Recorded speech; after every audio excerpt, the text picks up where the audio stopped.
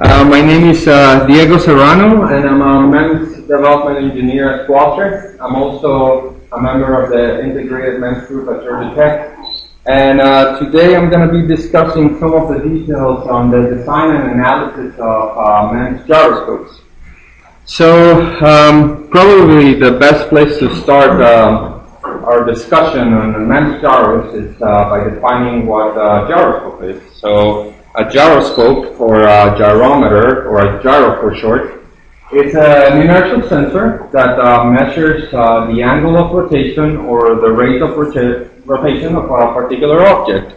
And there are many different ways in which you can do this. Probably one of the most conventional ways of doing it is by using this spinning type gyros, in which what you do is you take a spinning wheel and you rotate it really fast, and that creates a very strong angular momentum which resists any force that tries to change its orientation. So that basically serves as a very stable reference in space, and then you can use, for example, a gimbal structure around it to measure the relative angle of that axis of orientation with respect to the gimbal around it. Another way in which you can detect rate of rotation is by using this so-called Sagnac effect, in which optical gyroscopes are generally based on. So the way that it works is you have a laser source in which you have two laser beams that are going in different directions. And when you rotate your structure, basically the time that it's going to take for one of these beams to reach the destination is going to be shorter than the time it takes to the other one. And then by measuring this delta of time, you can estimate how fast you're rotating your object. A more recent type of gyroscopes that are under a lot of research currently are this NMR gyros, or nuclear magnetic resonance gyroscopes, in which, very similar to the spinning wheel gyro, what you do is you take a very stable reference and you measure your angle of rotation with respect to that particular reference. But in this case, instead of using the angular momentum, what you use is a very precise precession rate of particles when they're exposed to a nuclear magnetic field. They're exposed to a magnetic field. So probably the gyroscopes that are of most interest for us are these vibratory type gyros. And the reason they're interesting is because they basically don't have any moving parts, unlike the spinning type gyros, in which you probably have a lot of bolts and screws. But these are composed of just a solid type of resonant device. And the reason this is important is because that allows us to scale them down in size. So, and that's what basically today's talk is about. How can we make these micro-machined vibratory structures that can actually be used to sense angle of rotation or the velocity of rotation of an object. So the reason MEMS gyroscopes have received a lot of attention in recent years is because they have enabled a set of applications that were not even possible to implement before the devices were invented. And an example is what we see in the automotive industry. We can place this very small, very low power type of devices and measure, for example, how a vehicle is rotating about a certain axis, and then use different control schemes for anti-skid control or for rollover control. Another example is in the industrial space. Now we can place this very small, very precise type of devices in, for example, unmanned vehicles that can go into harsh environments. And the reason MEMS gyros are attractive is because, as I mentioned before, they don't have any moving parts, so they're usually more reliable and can survive a lot better this vibration and high shock that are experienced in this type of industrial spaces. Probably the application space that has received the most attention in recent years has been consumer. This is probably because gyroscopes have been a success story in this particular space. Not only because they have been able to measure rotation for gaming applications, but because now we see them in a little bit more advanced type of applications like optical image stabilization, in which you can measure how a person is moving or shaking their hands while taking a picture. And basically you can compensate for that and get much clearer images. Another reason why this space of applications is of great interest is because now that we have these very small sensors that we can actually integrate into handheld devices, this opens the possibility of actually implementing applications in which we can track the motion of a person in an enclosed space. So if we have accelerometers and gyroscopes, then we can know precisely where a person is, for example, in a building where you don't get GPS access. So obviously this is a very good alternative for applications in which you don't want to rely on the signals, like also in the military space where usually GPS can be easily jammed by an enemy. Now, in order to get a better understanding of where gyroscopes are today in terms of performance, it's always good to take a look back at how this type of structures have evolved. And in this particular example, we can see here a gyro from the consumer space for clearly ST microelectronics 3-axis gyro. And one thing to note here is that one of the parameters that has evolved over time is size. So in the consumer space, size is obviously critical because real estate in the PCB boards of this consumer electronics is very expensive. So throughout the years, we can see that these companies have pushed to try to reduce the overall die area. In the case of the ST gyro, they have been able to reduce the overall volume of their package by a factor of about 4x. And very similarly, if we take a look at IEEE Gyroscopes, which is probably ST's biggest competitor in the consumer space, we see that very similarly from 2006 all the way to 2012, their overall die size has reduced by a factor of 3.5x or so in terms of volume, not only the die area. On top of this, they have been able to go from a biaxial gyroscope to a triaxial gyroscope in the same die volume. So obviously, in consumer electronics, small size and low power are critical. But if we really want to be able to enable this new set of applications like pedestrian navigation, what really matters is performance. And if we see how things have evolved throughout the years, particularly for these two main companies, we can see that they have done a pretty good job in reducing the overall size of their devices. This has been a combination of changes in their mechanical sensor and in the electronics. But one thing to note here is that today we're still at least an order of magnitude off from where we want to be to get to be able to do some navigation at least for a few seconds. And another important thing to note is that the trend of this noise reduction is starting to taper. So obviously that makes us wonder if perhaps this particular type of sensors are reaching their fundamental limit, and it might be time to look into a new kind of technology. And part of today's talk will be around this topic, what other different type of devices are out there that can either perform better than the conventional type of structures, or at least reach.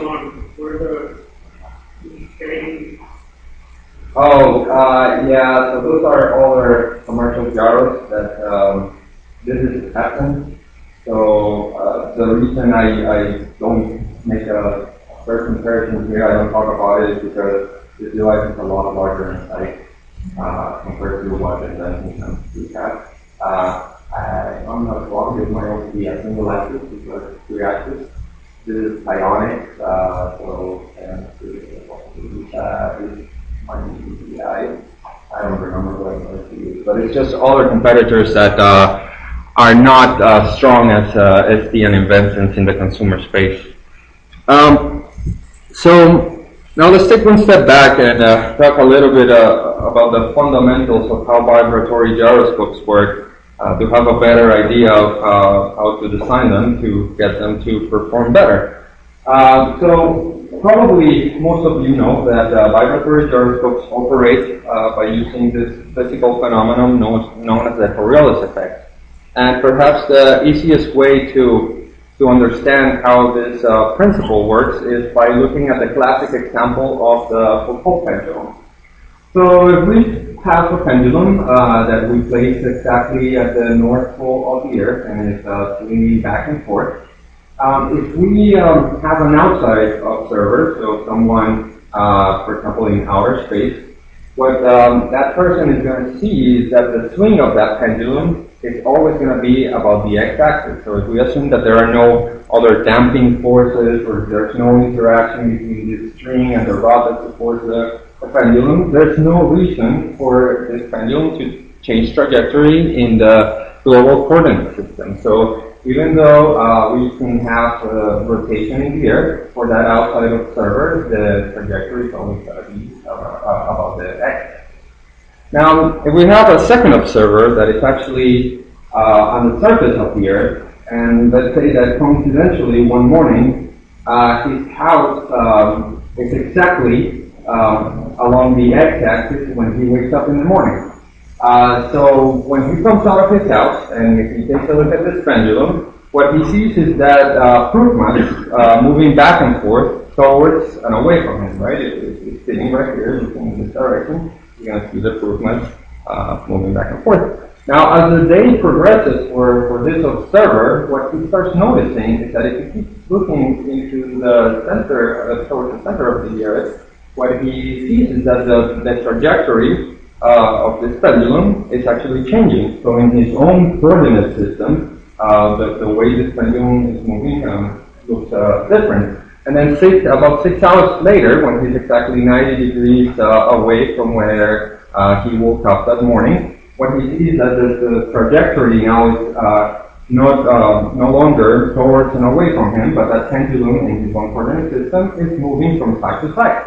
So one thing this observer notices is that the acceleration at which this pendulum changes its trajectory is actually proportional to the velocity of that pendulum, and it's also proportional to how fast the day has passed, and basically that's how fast the Earth is rotating. So basically he can, if he's able to measure that acceleration that he's perceiving, and he knows what the velocity of the pendulum is, he can back calculate what the rotation of the Earth is.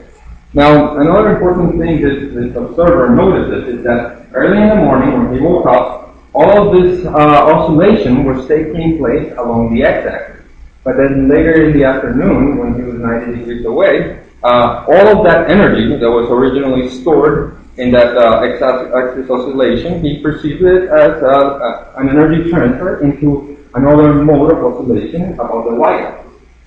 And then the reason, because the reason why it's important to describe things in terms of two sets of oscillation about the x-axis and the y-axis, and then any motion in between can be described by a linear combination of these two modes, is because that's exactly how we usually design MEMS structures. So what we usually do in order to get this micro machine devices to operate is we design them to have a particular mass similar to the pendulum. We have that proof mass swinging back and forth. That can be modeled as a lump element parameter of two sets of second order systems. And these two systems are one about, in this particular case, the x-axis. So this structure we design it to have a particular spring that allow it to move back and forth about the x-axis. And then another system that has compliance about the y-axis. And then if we, for example, excite this into an oscillation in the x direction, when we apply rotation rate to our frame of reference. Well, part of that energy, similar to what happens in the pendulum, transfers to our y-axis. So we can model this by using two separate second-order system equations, one for the x-axis mode, one for the y-axis mode, and both of the systems are coupled by our Coriolis effect. Our Coriolis acceleration times the mass gives us a force that is going to transfer the energy back and forth between these two systems as we rotate the structure. Now, when we first started today's discussion, we said that a gyroscope is an instrument that can measure either the angle of rotation or the velocity of rotation of an object. And one interesting property that vibratory gyroscopes have is that we can actually configure them to operate in a particular way so that our output is either proportional to our rotation rate or proportional to the angle of rotation. And in general, usually rotation rate gyroscopes are of the tuning fork kind, and whole angle mode gyroscopes are either axis symmetric type of structures like shells or rings or discs.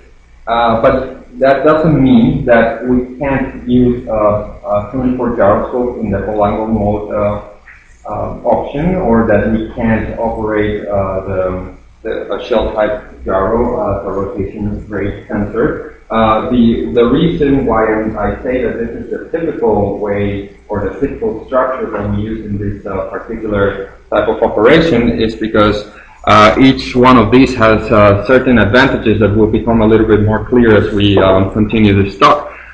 So in the case of the rotation rate gyroscopes, what really makes them different from a whole angle mode gyro is the way we excite our device and the way we sense its output. So for the case of the rotation rate gyro, very similar to what we have been describing, we excite one mode, in this case about the x-axis, into vibration or oscillation. And if we don't have any rotation, this sends deformation or deflection is equal to 0. And then we apply rotation. Obviously, part of the energy that we inserted into that drive mode transfers into our sense mode, and then the amplitude of that vibration in the sense is proportional to our rotation rate. Now, the difference between this approach to what we described for the Foucault pendulum is that we keep dumping energy into these drive modes. So basically, unlike the Foucault pendulum, where all the energy of the drive was transferred to the sense, in this particular case, we made sure that this energy is always being replenished and that amplitude of the drive is being kept constant. And later on, we'll see why this is important to make sure that rotation rate gyros operate properly. On the other hand, whole angle mode gyros operate slightly different. So what we do here is if we take, for example, this shell type device and we excite it into its first elliptical mode of vibration, so basically it's just expanding and contracting in this particular shape. And we make sure that we only excite this into vibration once. So unlike here, where we keep dumping energy into this mode, we just hit it once and assume that our energy losses are very small. So basically, that's going to keep vibrating forever. When we apply rotation to that system, what happens is that the antinodes of vibration, so basically where the maximum points of vibration occur, do not rotate at the same rate as the frame of reference that we're rotating. So basically, if we have electrodes placed orthogonal to each other, we can measure the amplitude of the two electrodes and estimate what the angle of rotation was. And later on, we will cover in detail what whole angle gyroscopes are, and I'll describe why is it that this standing wave doesn't really rotate at the same rate as the rotation applied. But let's first focus on rotation rate gyroscopes because these are As far as I know, the only commercial gyroscopes available, at least in the MEMS space. I know that there are some whole angle mode commercial gyroscopes, like the HRG from Northrop Grumman, but there are still no, to my knowledge, any microstructures that operate in this type of mode. So going back to the rotation rate gyroscopes, as we have described, there have two modes of vibration. Generally, this mode 1, we call it the drive mode. So, as we mentioned before, we excite this into oscillation by, for example, applying an electrostatic force to an electrode located parallel to the vibrating structure. Now, once we have established this constant vibration, we have a reference velocity that is similar to the velocity that we have in our Foucault pendulum.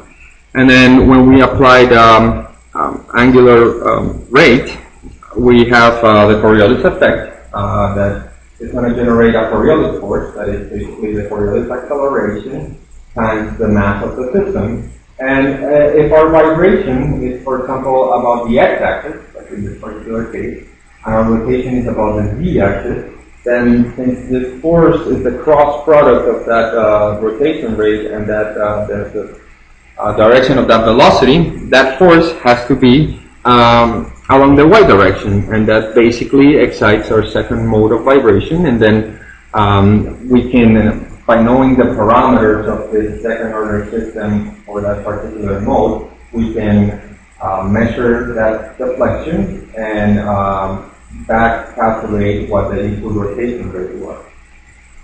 Now, in general, this type of gyroscopes are operated by establishing oscillation. Yep. Yep. When you start under Coriolis force to start oscillating in the y direction, is there a counter effect, a backward effect? There is. Yes. So, as I mentioned, there's always an energy transfer between the two modes. So, the way you take care of that, and I think that will be covered in more detail during the interface circuit session, but in general terms, the way you take care of that is by guaranteeing through control electronics that the amplitude of vibration of your drive mode is always constant. So you have an amplitude gain control system that compares that to a reference and keeps it stable. Mm-hmm. All right, so going back to the way we operate this gyroscope. So in general terms, what we want to do is establish an oscillation around that x-axis mode, or well, in this particular case, it's about the x-axis or mode 1. And going back to your question, where you would place that amplitude control circuit will be somewhere around this chain. So basically, you monitor either this amplitude or this amplitude, and then you feed it back to this amplifier. And you control the gain of that amplifier to make it constant with respect to our reference. And obviously, where we want to establish this oscillation is at the resonance freak of that mode. The reason we want to do this is because if we take a look at our simplified second order equation from our well-developed model, we see that that location and frequency is where we get the most amount of displacement for the least amount of force. We get this amplification factor. And if we simplify our expressions, replacing our frequency of operation right at the resonance frequency of the device, we notice that transfer function from force to displacement is actually proportional to the quality factor of that mode. So basically what this is telling us is that if we want to have a system in which we don't have to put a lot of energy into to get a particular amount of displacement, well, we want high Q.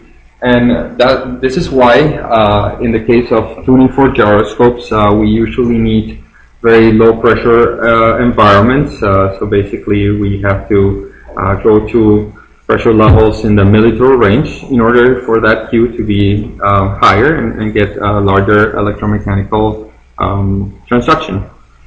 Now, in order to establish that mechanical oscillation, obviously we need a transducer to convert our electrical signal from our amplifier into that mechanical displacement. And in commercial gyroscopes, probably the most common type of transducers are capacitive or electrostatic transducers. The reason for this is because they're easy to fabricate, unlike, for example, piezoelectric transduction. You don't need any additional layers that might add cost to your process or that might add some additional temperature variations.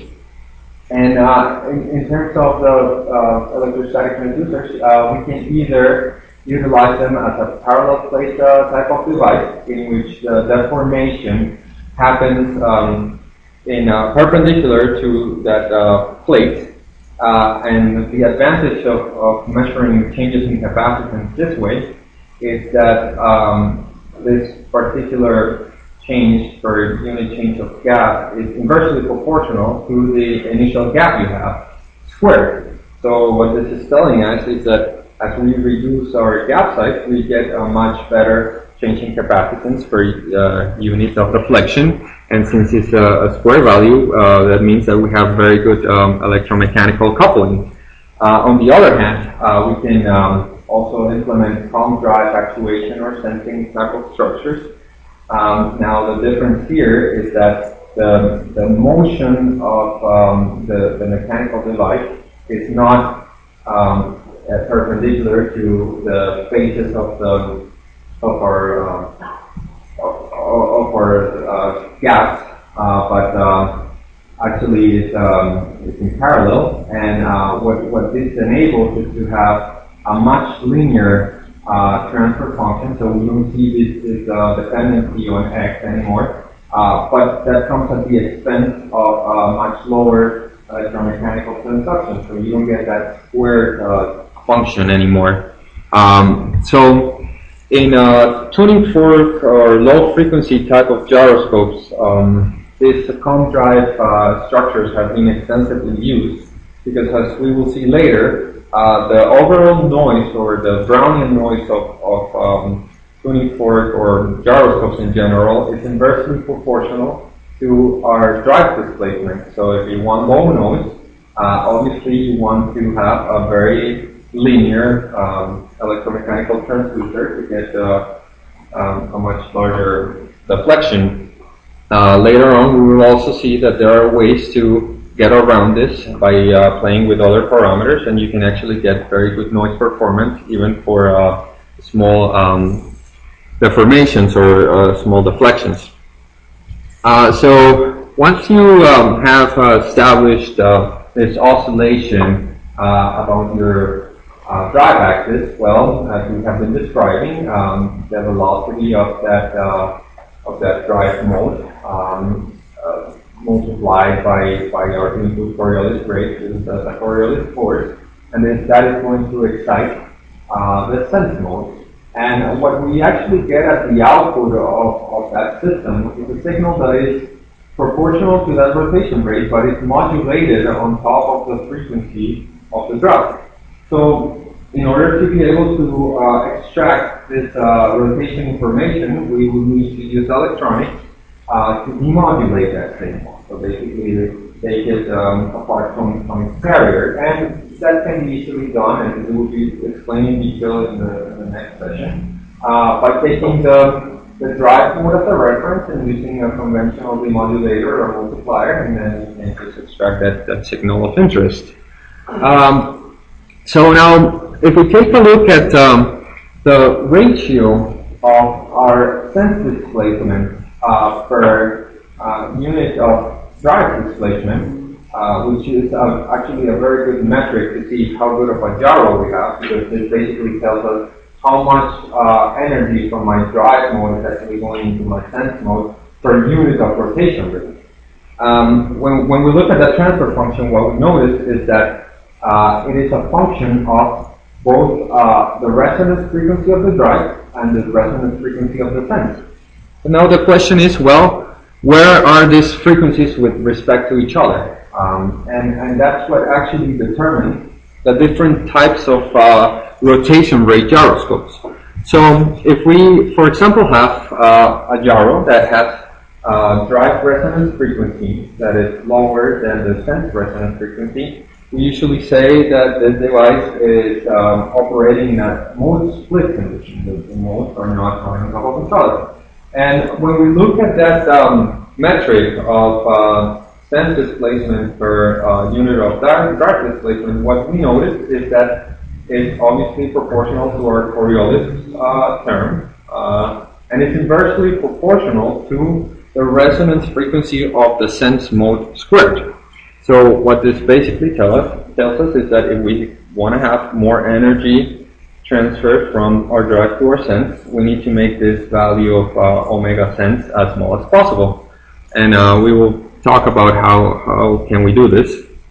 The next type of operation is mode matched gyroscopes, in which the two resonance frequencies are equal to each other, and then we get a great advantage from operating a gyroscope in this mode, because all the energy from our drive is going to get amplified by the quality factor of the sense. So, unlike this case, where if you have your drive frequency here, you're only going to get about this amount of displacement. In this particular case, you get this 2 times higher effective transfer of energy. Now, going back to what I was describing, in general, but not necessarily, most split gyroscopes are of the tuning fork kind. Mode matched gyroscopes are typically axis symmetric type of devices, but again, this doesn't mean that you can't operate a tuning fork gyroscope as a mode matched gyro, or a mode matched gyro, an axis symmetric gyro as a mode split device. Some of the key features of mode split gyroscopes are that, as we mentioned before, the resonance frequencies of the drive and the sense are different, and this is mainly because the mechanisms by which the frequencies are defined are different. So, for example, in this particular case, if we trace a line about 45 degrees, we see that the structure is not perfectly symmetric, which means that what defines the mechanisms that define the drive mode displacement and the sense mode displacement are going to be different. Now, that doesn't mean that you can't change the dimensions of certain springs to adjust them to be equal, but in general, it's a lot harder to get a mode matched gyroscope when you're implementing it with this type of approach. One of the advantages of operating in mode split conditions is that you get a much larger bandwidth. And this is because you're not operating in this high Q region, where obviously your bandwidth is determined by the resonance frequency divided by that Q. So you get this type of acceleration type response. So if you remember the previous plot, you're in this flat type of region, so you get a lot more bandwidth. As we mentioned, the scale factor is inversely proportional to our resonance frequency. So as we know, in a lumped element model, that frequency is equal to the square root of our stiffness over our mass. So if we want lower resonance frequency, we obviously need a lot of mass. And this comes as a compromise of a much bigger area. And obviously if we want lower spring constant, well, that can be bad for reliability, because now you have a more flimsy type of structure, so it might not be as immune to shock as we want it to be. Now, in the case of mode matched gyroscopes, as I mentioned, if you implement them using this axis symmetric type of devices, the modes of operation are inherently degenerate, so basically they're identical because the structure is perfectly symmetric. Now, a possible disadvantage is that your bandwidth is now determined by the quality factor. So if you design a device like this ring that has a frequency in the kilohertz range, and then you have a Q in the tens of thousands, then your bandwidth is probably going to be about 1 hertz or so. So that might not be very practical for certain applications. But there are techniques that you can use to increase the bandwidth through electronics, and that will be covered later on. Or you can design structures that operate at much higher frequencies, and then you get a much larger effective bandwidth. And lastly, as we mentioned, the scale factor is proportional to Q. So if you know how to design your MEMS, then you can get very large quality factors, even up to 1 million. So this is a great advantage in terms of the amount of signal you can get out from these devices.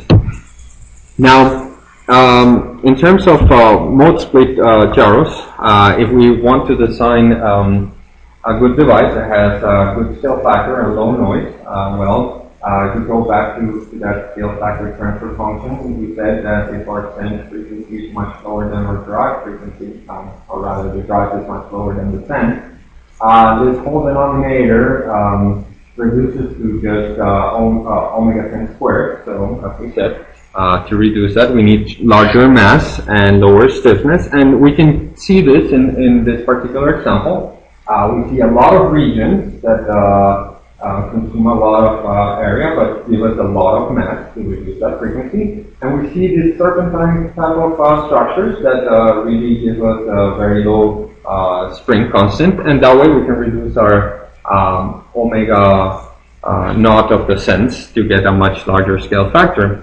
Another important thing to note here is that since you don't get the Q amplification, you also need to find ways to compensate for this. So a way to do this is by adding a lot more capacitive area, so you have this interdigitated fingers, so that you get a lot more change in capacitance per unit change of displacement. Now, another. What's the load? What's the notional load of that? I think it's so basically the mode of operation is. Are you familiar with ST micro device? So it's basically I can't say exactly for thermodynamics, but from the way it looks like, it's very similar to ST micro device. So basically what we have is they call it a heartbeat motion. So basically all these proof masses are moving outwards and inwards simultaneously. And then when you apply rotation, for example, about the x-axis, part of that energy couples into an out-of-plane mode, and then you can measure the relative change in lateral change in capacitance. And then for the in-place rotation, well, the mode shape of this one just becomes a rotational motion, and you get a change in the capacitance.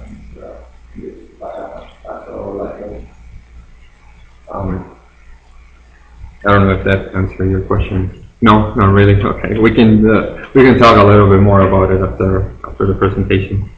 So as I was saying, when you have this low frequency type of structures, you obviously still need a high Q, not to get that advantage from your sensitivity, but still you need to reduce the mechanical motional impedance of your device in order to have to put a lot less energy in your drive mode. And to do this, you need very high vacuum environment. And obviously, in order to achieve this, you need to probably use getter type structures in your package to make sure that the vacuum environment doesn't change over time, and this can add some cost to the processing.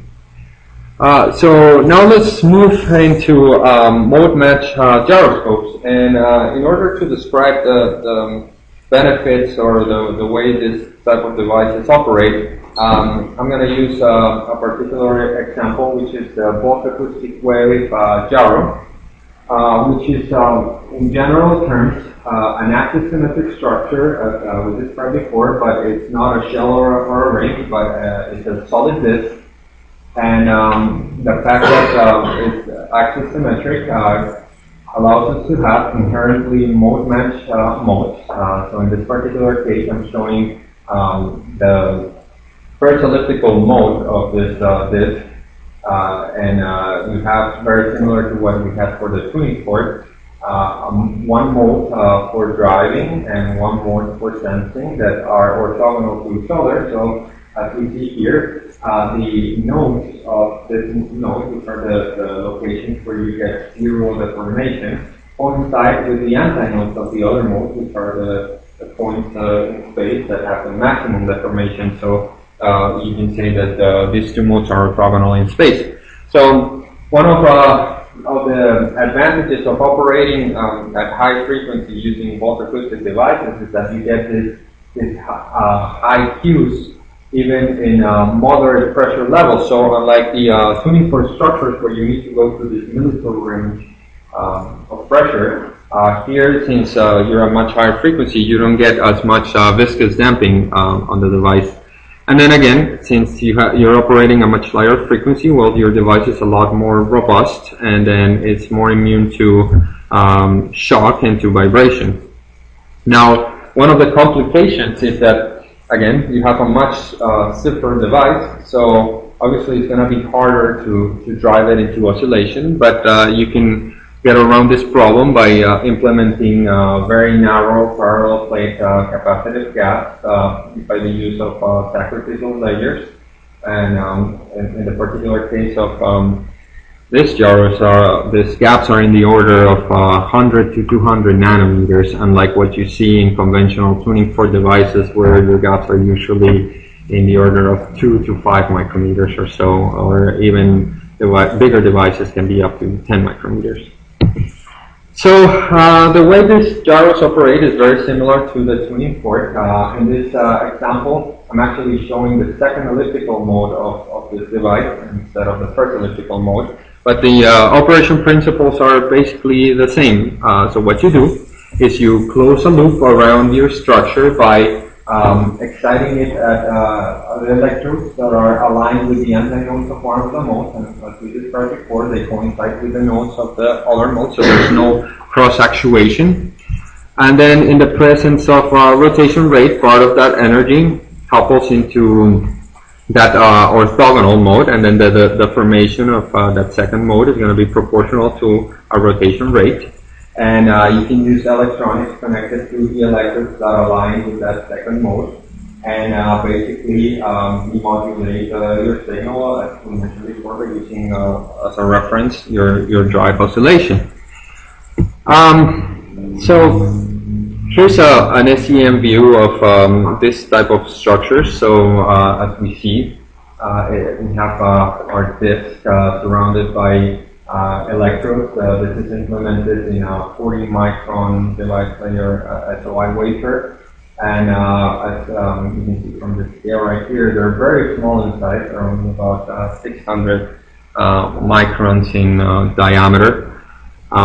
Here's a cross-section view of this type of sensors, and as I mentioned before, since they're so stiff, you need very high electromechanical coupling, so you need to go and implement these very narrow capacitive gaps in order to drive and sense the deformations of these devices. But this can be done with different processing techniques like the HARPS process, which is the use of sacrificial layers to define the gaps instead of just etching through the silicon layer.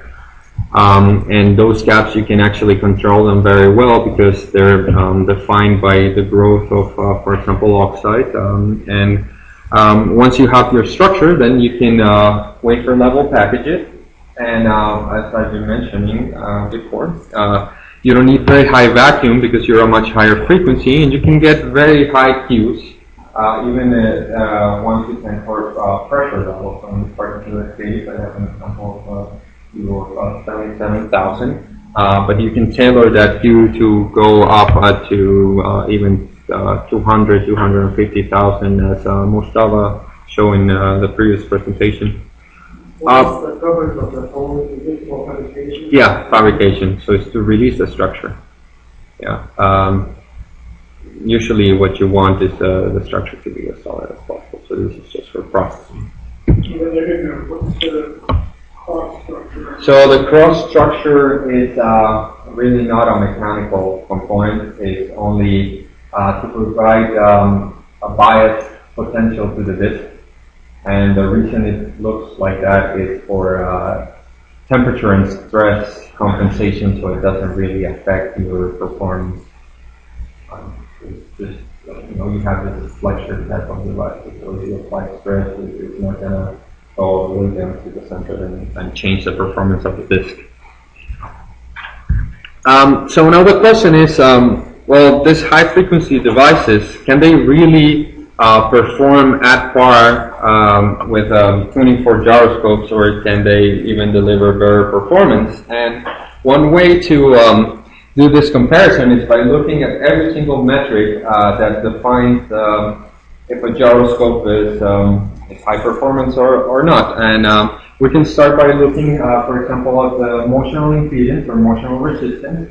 And this is basically a metric of how much energy you need to put into the drive mode to keep that oscillation. So basically, if we look at this function, we see that obviously if we go to higher frequencies, this value is going to increase. So that's actually not good in terms of performance.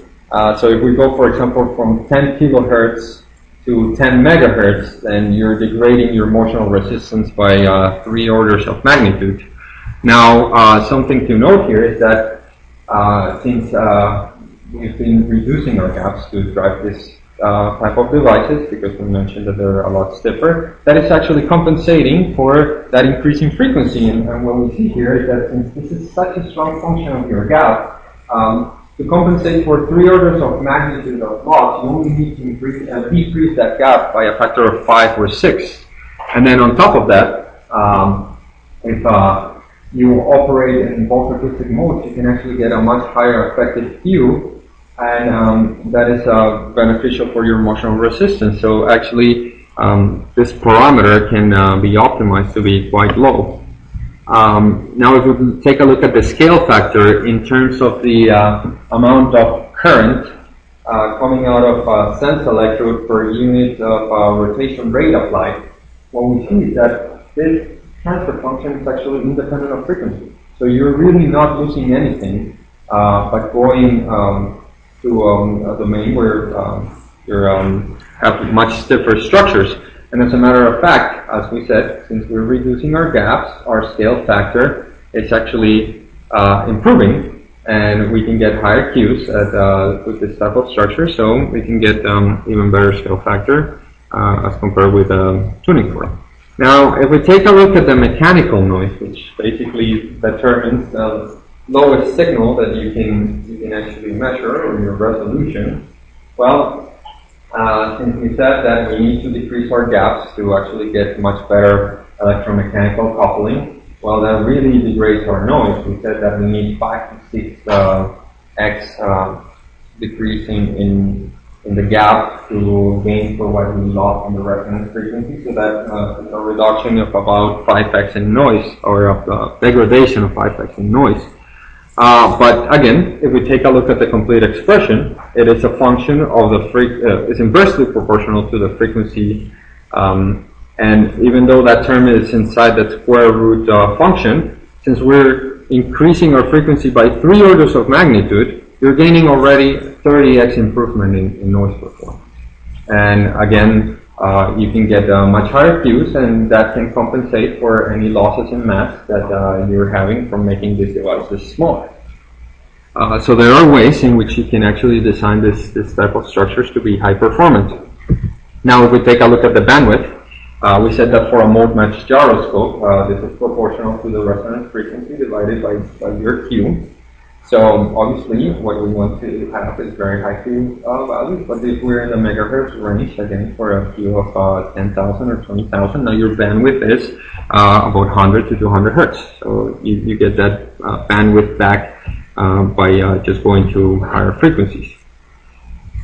So we just discussed some of the metrics that usually you use to guide yourself to see if you have a good gyro or not. But a good question is, do these high-frequency devices have an additional advantage, or do they have anything else to offer as compared to tuning fork? And obviously, as we've been saying, well, they're a lot stiffer because they're solid state in nature, so they actually have great immunity to shock and vibration.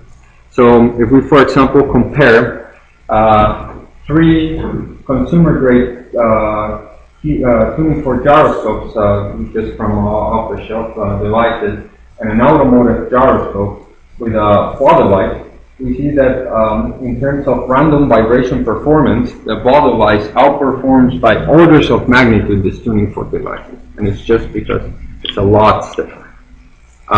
Similarly, if we compare the performance of sinusoidal vibration, so you basically apply an acceleration signal at different frequencies, we see that the ball device outperforms the industrial and automotive device, and it's almost at par with an industrial grade gyroscope. And again, in terms of shock immunity, is outperforms all the consumer grade gyros, and is at par with an automotive part. But something to highlight here is that all these measurements were done without doing any electronic compensation on the mechanical structure. So this metrics can actually be brought down even further if you use, for example, methods of averaging to get rid of these additional sources of error. Now, you may wonder, well, why is this really important? We know that having good shock and vibration immunity is good to have in the industrial space, but in terms of market share, this is really a very small niche. So why do we want to spend time changing our technology to have better performance in shock? Well, something that people in the consumer space are starting to realize is that actually vibration immunity is critical for navigation applications. So if we really want to get this navigation grade performance from gyroscopes that can go in handheld devices, it's good to have vibration immunity. The reason for this is because you can think about vibration as another source of error, and similar to noise, as time passes by in a ray gyroscope, you integrate it out so that leads to drift, so that error starts accumulating with time.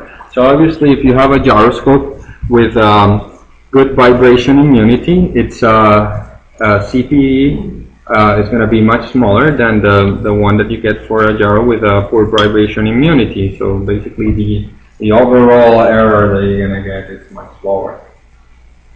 So even in the consumer space, vibration immunity is very important for newer applications. So far we have discussed how to implement this high-frequency gyroscope to measure rotation about the Z-axis. But very similarly, you can do the same to detect X and Y rotation. The way you can implement this type of structures is by, instead of using a disc, you use an annulus, and what you do is you basically excite.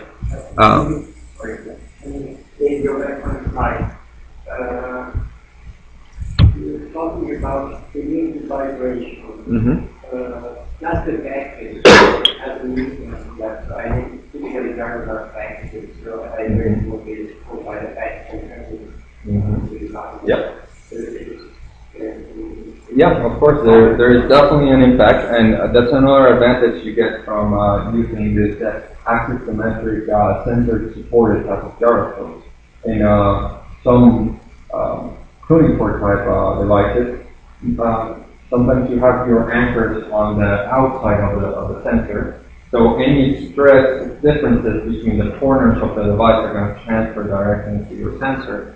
So what people most of the time have to do is come up with this decoupling type of structures to avoid this kind of problem. In the case of this disc resonator, since they're sensor supported, there's a lot less difference between that stress that is going into your device. So that's obviously a good advantage in terms of vibration and stress immunity. All right, so going back to how to implement X and Y high-frequency gyroscopes, we can use an annulus structure, and we can excite an in-plane mode of oscillation.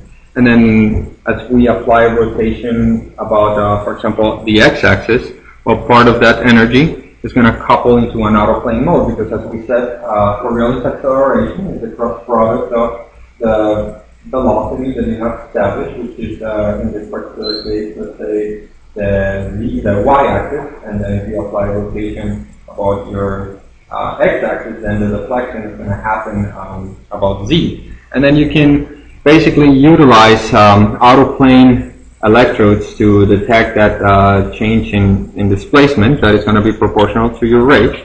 And then if you use a mode that is orthogonal to the one that you're using to detect x-axis rotation, then you can implement a y-axis gyro, actually using the same structure. And then once you have this type of device, you can interface it with electronics, and as we can see here in this plot, you can basically have gyros with very small frequency split, as we've been saying. We want to operate this in mode match condition, and in a few minutes we will talk about how to compensate for errors in gyros that are not perfectly mode matched. And here we can see some of rate response measurements from this type of out-of-plane detection devices. How do the out-of-plane mode sensitivity compare to different?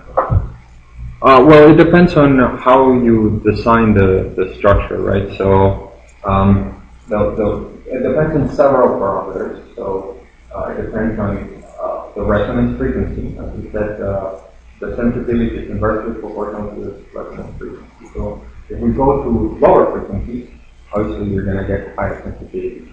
But you're going to lower frequencies, so you might not get the same amount of speed. So these two factors might cancel each other. So what we get for our devices is very similar levels of scale factors. And then with the electronics, you can just compensate for any difference to get about the same output range. You have to switch specific driving out negative, then suddenly it's out of the y-axis sense. No, actually, you can measure rotation about the two axes just by using the exact same structure. So if you notice here, the antinodes of this mode shape, this particular two antinodes, they coincide with the antinode of this mode, and then these two, so there's always a coupling of energy. Now, the disadvantage of using a single device for two-axis sensing is always cross-axis sensitivity. So if you matched all of your modes exactly at the same frequency, if you have any sort of imperfection, chances are that part of the energy that you're trying to couple from the x-axis into, for example, this out-of-plane mode is going to end up showing up in this one. So that takes me to the next slide, in which. So I don't know if you can see here. So basically, you have a spring-like type of structure, and the only reason to add that is to provide flexibility to let this annulus section, which is what mostly determines your frequency and mode shape, this vibratory feeling. So all that the spring structure does is starting to match that vibration to the anchor. So in reality, you cannot see it here. What you have here at the center is just a big anchor. Now, if you design this correctly, you can even place a Z-axis gyroscope right in the middle of that, and then you get a triaxial gyro in a very small area. If you have enough room there for it, we've done it in the past, and the problem is that then that Z-axis gyro might be way too small, and then you have a lot more of variations with process. So if you have a better process, you can definitely do that. So basically, once you find a way to implement Z-axis gyroscopes and X and Y gyros, and you can place them all together in combination with accelerometers, and we'll talk a little bit more about this in the next session, into monolithically integrated inertial measurement units. So this is an example developed by Georgia Tech, with the help of Qualtrics through project through DARPA, the micro-PNT teamwork project. And basically, we can see here that you can just put absolutely every single device into the same die and get response for all your sensors. So far, we have discussed how ideal gyroscopes operate, but obviously in reality, there are many sources of error that are going to cause our lives to be a little bit more complicated, and we have to either learn how to live with these errors or learn how to compensate and calibrate them out. So if we take a look back at our dual gyroscope, as we've been saying, we have our drive second order system or sense second order system, and ideally they should be only coupled through the Coriolis effect. So in an ideal gyro, particularly for an active symmetric type of structure, the resonance frequency of the mode 1 and mode 2 is defined by the effective stiffness and the effective mass of each mode. And if you have a perfectly symmetric structure, then there's no reason why these two frequencies shouldn't be equal. Now, in reality, fabrication and material imperfections are going to cause to either that stiffness or that mass to be different from each other. So in the case where you have different stiffnesses, we usually refer to that as an isoelasticity error. If your masses are different, you define it as an inertial error. And then, yes? How do you find the MPR that a section of the mass is the effective mass. So basically, is when you have bulk-acoustic modes, there's only a certain portion of your regular mass, so the mass defined by the volume of the device times the density. There's only a certain part of that really contributes to the mode shape. So that effective mass is actually calculated from the equations that you use to calculate the resonance modes of the structure. Because not every single node in your device contributes equally to that mode shape in particular. If it was, for example, a translational mode, then obviously all of the mass contributes to the motion, so your effective mass is basically the volume times the density, but in resonant type of structures, that's not the case. But anyway, you can basically calculate that by using vibration analysis. As I was saying, any differences between the effective mass of your drive and the effective mass or stiffness of your sense are going to cause a frequency split. And obviously, in mode-matched gyroscopes, this is very detrimental for our performance. So there are ways in which we can compensate to some extent for this type of imperfections. So a typical way to do this is by the use of electrostatic spring softening, and I'll be discussing a little bit more about this in the accelerometer section. But in general terms, what you do is basically you apply a voltage in one of the electrodes aligned with one of the modes. So what that creates is an effective change in stiffness.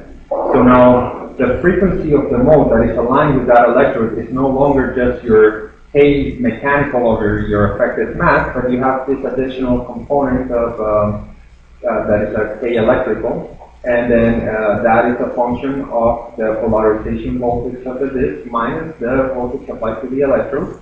So if you change the value of this potential, the mode that is aligned with that electrode is going to have a much larger changing frequency because you're changing K electrical as compared to the mode whose node is aligned with that. So basically, you can find a particular voltage in which these two frequencies are equal, and you can correct for that error and bring your part back to a mode match condition. Now, another source of error is what I define here as mode-to-mode coupling errors. So going back to our ideal gyroscope, we have our drive mode in which when we apply a force, vibration, the acceleration, and then our sense mode, which only through the effect of Coriolis coupled to this original vibration. So if there's no other source of imperfection, there is no reason why you should get a wide displacement other than if there's a rotation rate. But in reality, imperfections in the disk create this additional terms in the expression that are termed as either stiffness coupling or damping coupling. And an easy way to express this is by basically modeling it as a component that is that contributes to both modes. So you can see it in a very simplified way that if you apply a force to your x in your x direction, you get this x displacement, but then this spring is going to cause that displacement to couple to your y mode, and then you're going to get a signal that on your sense mode that is not due to your Coriolis. Yep. What's lambda? Yeah, so lambda is what is known as the angular gain, and we will talk about that when we cover the whole angle mode gyros. So it's basically a factor that accounts for some effects that we will be discussing. It's just an additional constant that actually degrades the amount of energy that couples from one mode to the other, and we'll see why in just a few minutes. So going back to the damping and stiffness coupling, so stiffness coupling is basically when you have a force in your drive mode, you generate your drive displacement, and this K12 factor generates a force that excites your sense mode, even in the absence of rotation rate. And if you look at the condition where your gyro is almost close to a mode match condition, what you see is that the phase of that error signal that you're getting on your sense mode with respect to the phase of your drive displacement is actually 90 degrees off. And this is what is usually known as quadrature, because that's the output signal is in quadrature with your drive. So there are also ways to correct for this type of errors. So very similar to what you do to mode match your parts. If we see, for example, an imperfect part that has stiffness mode coupling, and here you see this here, where we have this red response for your drive mode, and you still see some excitation of the sense when there shouldn't be one. You can correct for this by applying a voltage that is now not aligned with your modes of interest, but is somewhere in between. So in an ideal case, if you apply this voltage and try to change the stiffness somewhere in between the two modes, if the part is perfect, then the two frequencies should move together. There's no reason why the effect on one mode should be different from the other. But if you have an imperfection, then the effect on one of the modes is going to be higher than in the other. And then what you basically end up doing is you can visualize this as trying to align the modes back to their original position. So this can be viewed as some sort of misalignment in the part itself, and by applying that electrostatic voltage, then you can bring back your part to an aligned mode, and then you can use, as we showed before, a voltage in an electrode aligned with your modes to bring this back to delta F of 0, or frequency split of 0. Damping coupling is an effect that is a little bit harder to understand, but in general terms is a signal that it's proportional to the velocity of one mode acting on the other. And the reason this type of imperfection is so critical is because in reality it doesn't really cause the modes to split, so it doesn't really create a delta F, if assuming that your Q's are high. But if we take a look at a device that we have already been able to mode match by compensating for stiffness imperfections, what we see is that the ratio of the error signal that you get due to damping coupling with respect to your drive signal is actually 0 degrees off. And if we compare this with what you would get from a rate signal, we see that the two of them have the exact same phase. So that means that it's impossible to distinguish an error signal coming from damping coupling from a signal coming from an input rotation. What makes it even more complicated is that since you can't distinguish it one from the other, it's very difficult to implement electronic techniques to compensate for it. There are methods to do it. There's more reversal type of applications in which you can make this signal look like a common mode to respect to the rate. But probably the best way to get rid of this problem is by doing it in the sensor and trying to design a gyro with low damping coupling. So since Q plays such an important role in MEMS gyroscopes, it's always important to understand where the sources of loss in a resonating structure come from.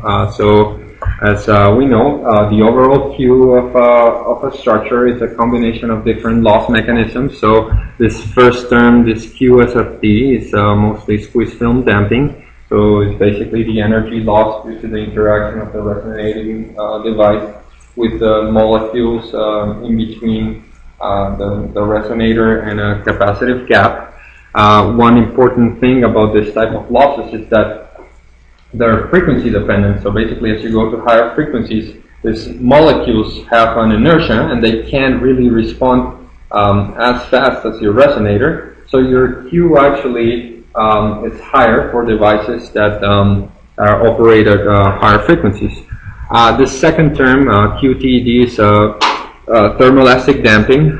So it's related to thermal losses due to localized thermal gradients that appear due to either compressive or extensive stresses in the device. And the way you can optimize for this is by selecting a material that has a low coefficient of thermal expansion, or by trying to decouple the mechanical modes from the thermal modes of the device. So you can actually try to make them in frequency as far as possible so that you don't get a lot of energy transfer in between the mechanical and the thermal domain. The third thing here is anchor loss. So that's related to the amount of energy that you're losing from the resonator into your substrate. And that is related to the strain energy density at the location of your anchor. So obviously, if you want to design for high Q, you need to find the right location where this anchor should go, and it's basically where your strain energy density is the lowest. The remaining two terms are the Q surface and Q intrinsic or Q material. And there's really not much you can do about these terms in terms of design. These are mostly related to fabrication and material properties. So if you have reached that fundamental limit, perhaps what you should do is change the material of your structure if you still need to get higher Q, or optimize your process to get rid of this surface imperfections. So now let's move from rotation rate gyroscopes into whole angle mode operation gyros, and probably it's good to start by defining why whole angle mode gyros are attractive. And if we take, for example, an application like an inertial navigation system, obviously to keep track of the motion of an object, what you really want, the information that you really want from your sensor is the displacement and the angle of rotation. So if you're utilizing the system a rate gyro, what you need to do is you need to take that rate signal and then integrate it over time to get your angle of rotation. And obviously this process has a lot of errors associated with it, because any noise from the interface circuit or any drift from the rotation rate itself is going to get accumulated over time as you do this integration process. So in the case of whole angle mode structures, your output is already the angle, which is what you want for this navigation application. So you don't have to worry about integrating any signals, and you can actually get lower drift, assuming that the main source might be from that interface. So the way whole angle mode gyros operate is very similar to what we saw for the Foucault pendulum. So if we have, for example, shell-type structure that is resonating in its first elliptical mode or its n equal to 2 mode, and we rotate this structure by 90 degrees. So if we see here this reference point, which is the frame in which this structure is inside, and we rotate it 90 degrees, what we see is that the pattern of vibration doesn't rotate by the same amount as the input angle. And this effect is what actually allows us to use these devices to measure rotation rate. But now, what's really interesting here is trying to understand why is it that this happens. And something I forgot to mention is that the ratio of the input angle to the angle of change in the vibrating device is what is known as the angular gain, which is what you were asking me for, and it's basically a very stable parameter because it doesn't really depend on any physical property, so it doesn't have any temperature dependencies, or it's mostly defined by the mode shape or the vibration pattern of your structure. So that's a very good thing when you're utilizing whole angle mode gyros, that most of the gain is just determined by this angular gain factor.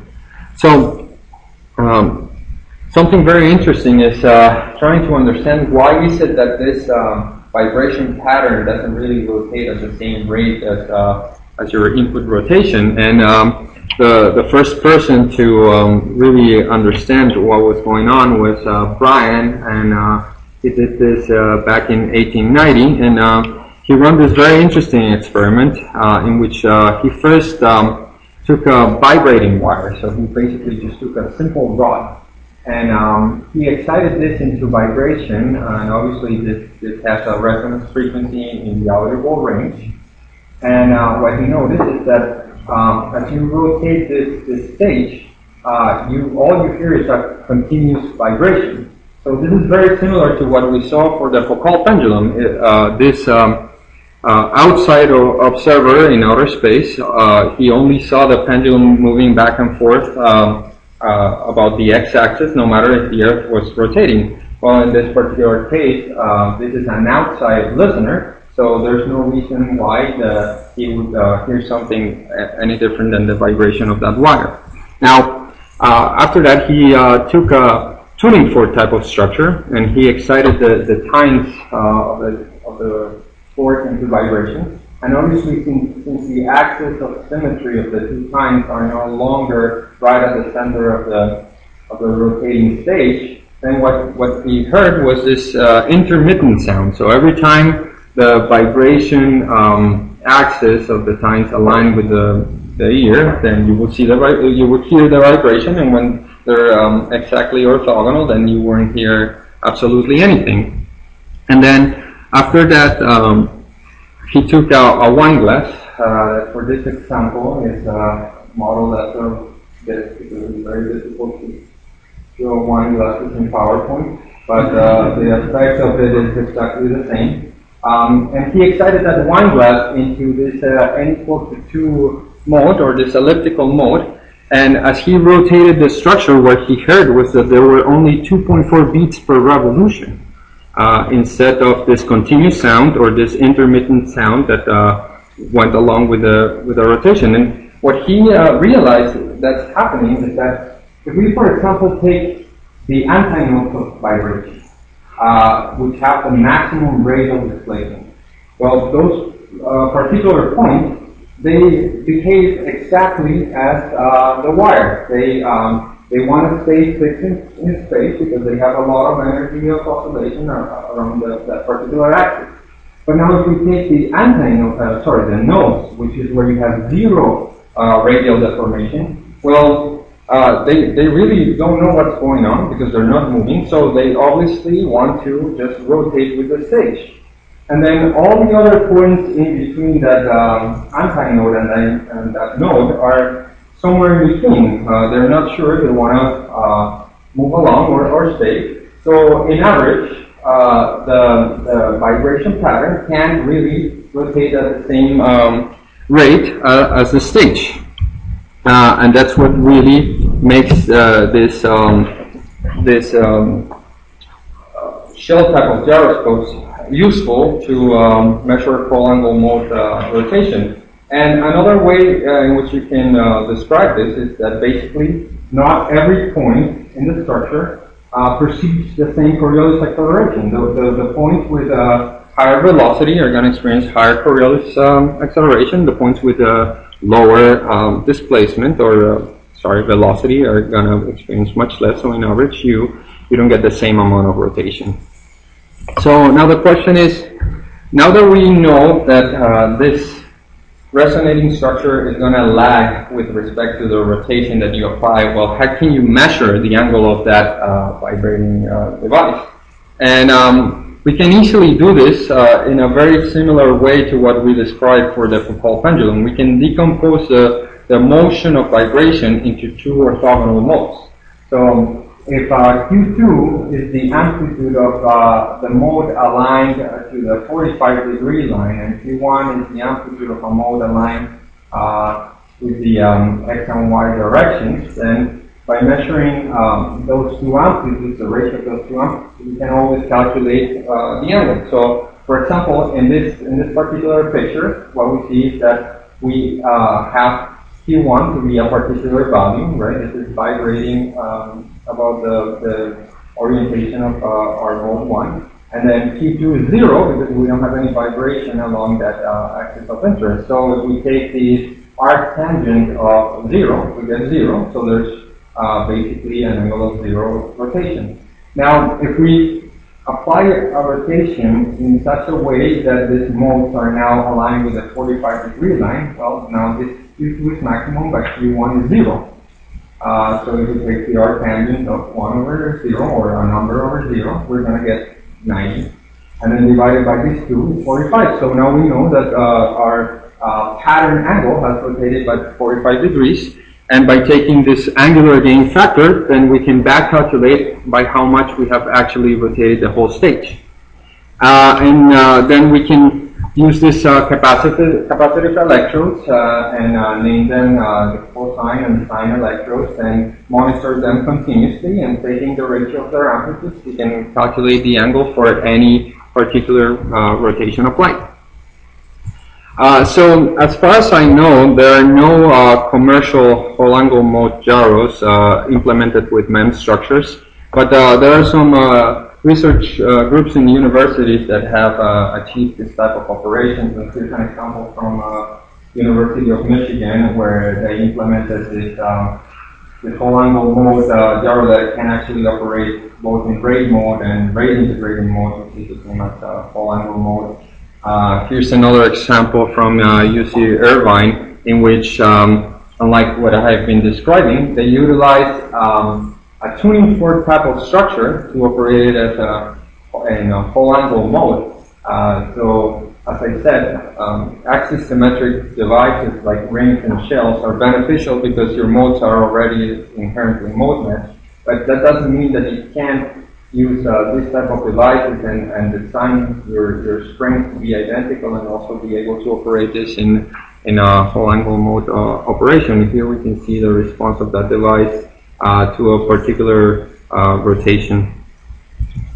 So one of the complications of whole angle mode gyroscopes implementing using MEMS devices is that as we know, we need to excite these structures into vibration and let them vibrate freely without corrupting their mode shape, because basically that vibration needs to move around as we rotate the device.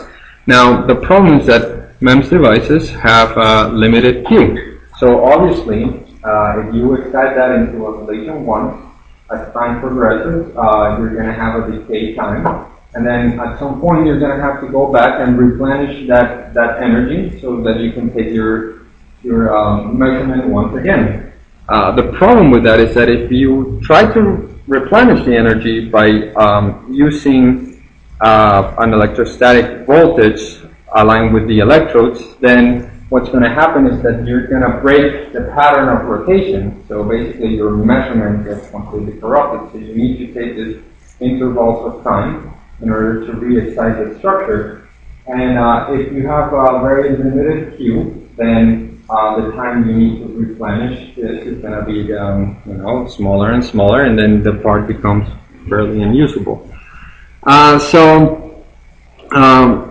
That's why there are these new programs sponsored by DARPA, in which what they're trying to achieve is to implement this hemispherical type of micro gyroscopes, in which not only you can get very high Q from your micromachining process, but also since they're very flexible and they have very low frequency, so then your decay time is much lower. So this is still a work in progress, and hopefully in the future we will see more of these devices in commercial applications.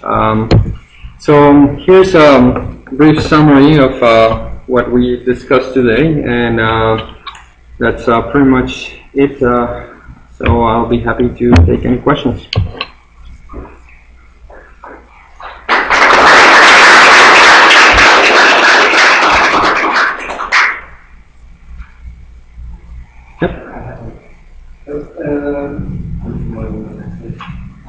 So starting from the last one, with gyros, in principle, the device is are kind of non-linear because the hands is high. So to what extent is this the angle is so small that there's linear? Yeah, so that then just goes back to the electronics, right? How accurate of a 10 function or R10 function we can actually generate to extract that small number. Yeah, that is true.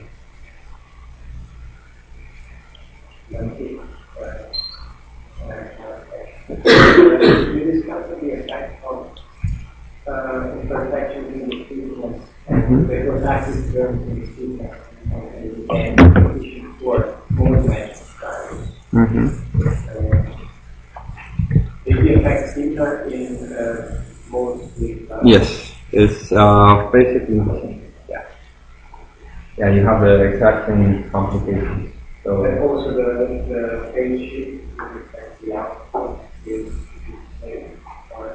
Well, since you're measuring angle, things are slightly different, but what you're gonna get is a distorted vibration pattern. So if you have a frequency split, for the case of whole angle modes, what you want is a pattern of vibration to be able to move freely around your structure, right? Now, obviously, you can decompose that into two orthogonal modes, but if the resonance frequencies of the two of them are different, then obviously there's going to be a distorted type of vibration happening, and because you don't get the same amount of energy for the two modes.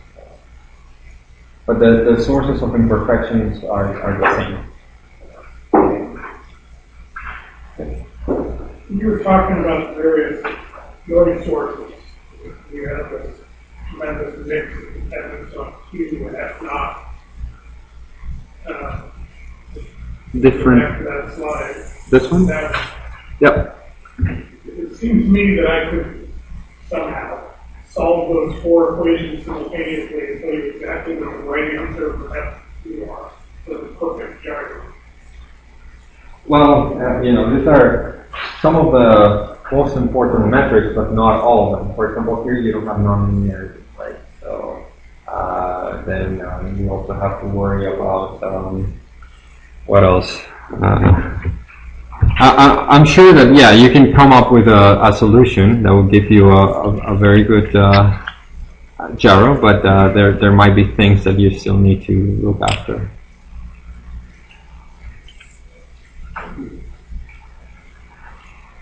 Here's something a little bit more about the effects of distance on the gyros.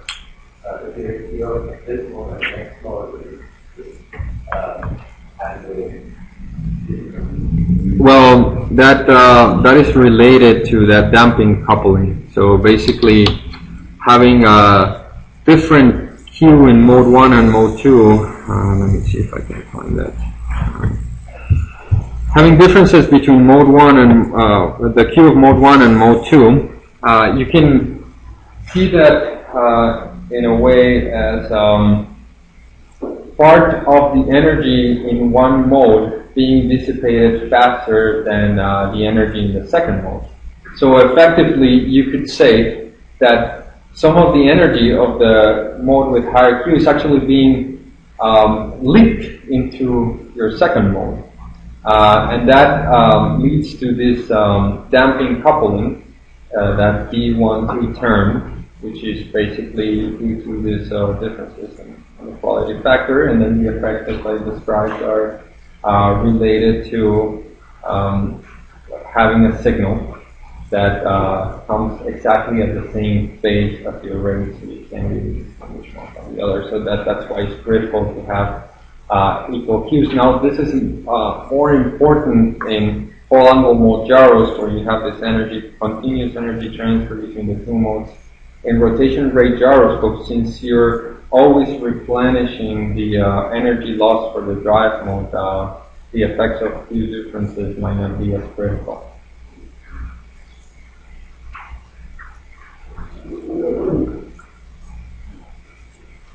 Yep. You mentioned about the shock and vibration there. I presume you just put that at room temperature? Yeah, everything was at room temperature. How many, any trends that you observed about the operating temperature of the component? Well, we have data on the offset across temperature, and obviously what these experiments show is the change in offset due to this vibration or shock inputs. So if you basically have a stable gyro that performs well across temperature, then I don't see any reason why these numbers might change. But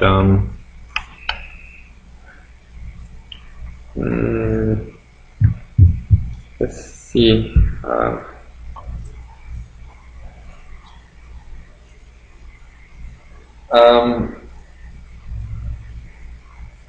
Yeah, since the loss mechanisms or the sources of imperfection of vibration and shock are mostly related to your anchor point, I think actually there might be changes with temperature. I don't think they might be dramatic. If your offset is well behaved across temperature, I don't see a reason why you might see something going way off from what you measure at room temperature, but yeah, there might be that dependency.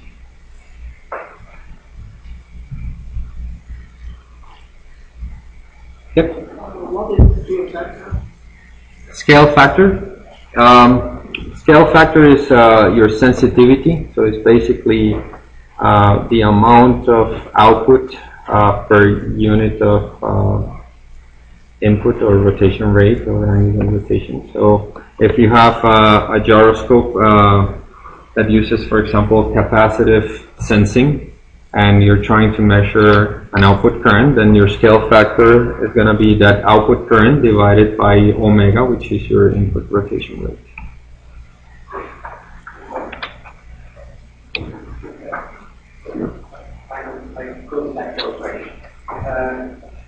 We use great gyroscopes, and if you use great gyroscopes, you use great integration of the information.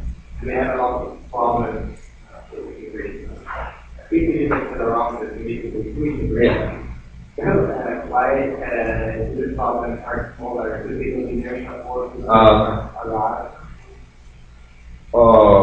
Yeah, so you probably can get better resolution on a accelerometer, but I don't think the phones are too small. I think that for MEMS accelerometers, you end up having the same type of complication. But if you can come up with an integrated velocity sensor, then you get rid of one of those integration processes. But now the question is, how do you design a velocity sensor?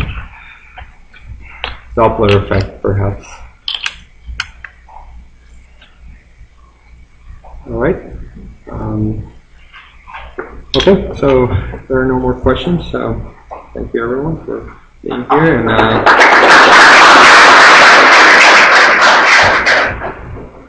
I'll see you probably in the next session.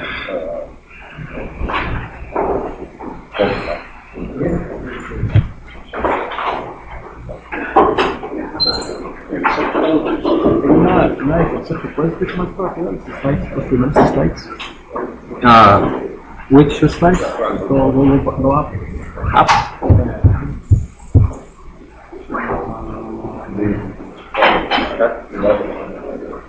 Donde tienes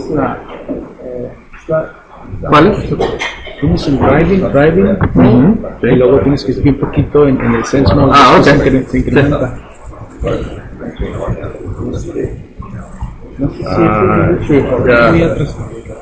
la pregunta conceptual es, dependiendo de hacia este movimiento, ¿tienes más cercanía? ¿Tienes que estar centrada? Sí, error en la pero sí, debe estar centrada. Se supone que la amplitud es la misma. Sí, la amplitud es la misma. No, sí, ese es el problema en la diapositiva. Yo voy a arreglarla, pero si la encuentro. La arreglo cuando la encuentro. Yeah. So it means the scale factor defines the conductivity, or we can say it's the resolution. Resolution is defined by the noise. Yes, the mechanical noise. Yeah, and then there's another term called dynamic range, which is basically the ratio of your maximum detectable signal over your minimum detectable signal. Yeah, So resolution. Well, yeah, it's a function of the resolution as well. That's correct. Oh, What time is it? Huh? 12:20. Oh, so that was okay. Yeah, we're Okay.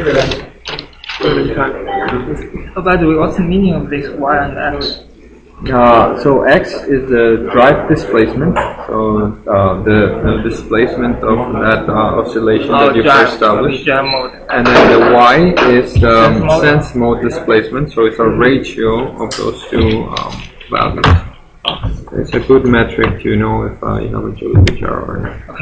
You can. I'm going to be covering the next session, and the presentation is already there. I put these over here. So, all right.